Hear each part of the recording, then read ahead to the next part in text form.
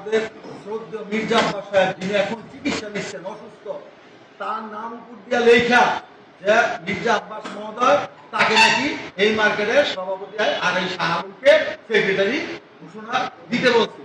এই কথা বইলা তারা একটা কাগজ নিয়ে আসে, যে কাগজটা আমাদের কাছে আছে, আপনাদেরকে সেই কাগজটা দিব।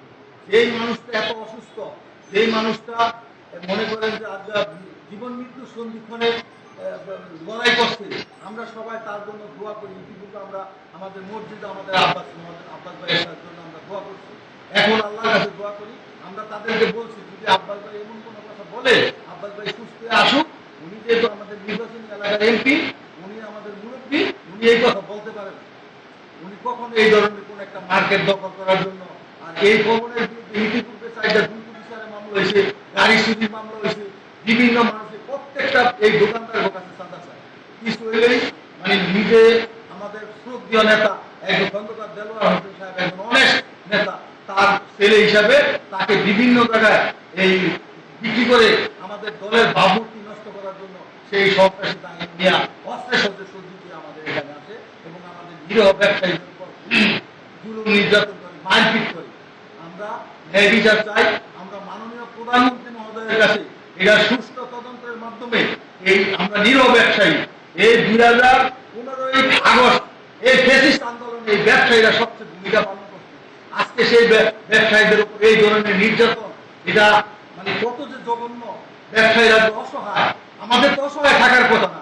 আমাদের নেতা আমাদের মাননীয় প্রধানমন্ত্রী বারবার বলতেছে, আপনার অবগত আছে যে কোনো সন্ত্রাস, কোনো চাঁদাবাজের এই দেশে কোনো ঠাঁই হবে না।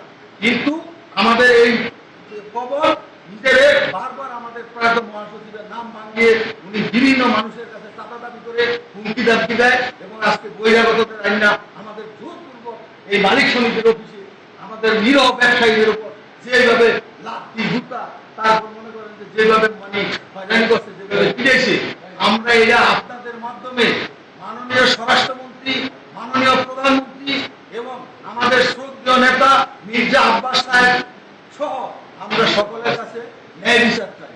আমাদের রুটি রুটির পথ যেন রুদ্ধ না হয়। আমাদের এই ব্যবসা বাণিজ্য করে খাই ভাই, আমরা নিরীহ মানুষ, আমরা ভদ্র মানুষ।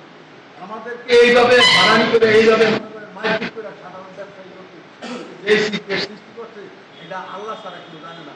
আর মার্কেটের লোক এই বিষয়ে অবগত। তাই আপনাদের কাছে আমার ভিডিও ফুটেজ আছে, সব কিছু আছে।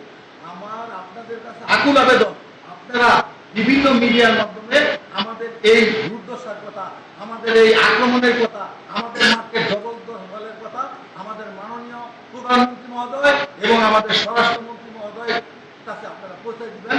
এই হলো আপনাদের কাছে আমার আকুল আবেদন। আমরা নিরাপদে থাকতে চাই, নিরাপদে ব্যবসা করতে চাই।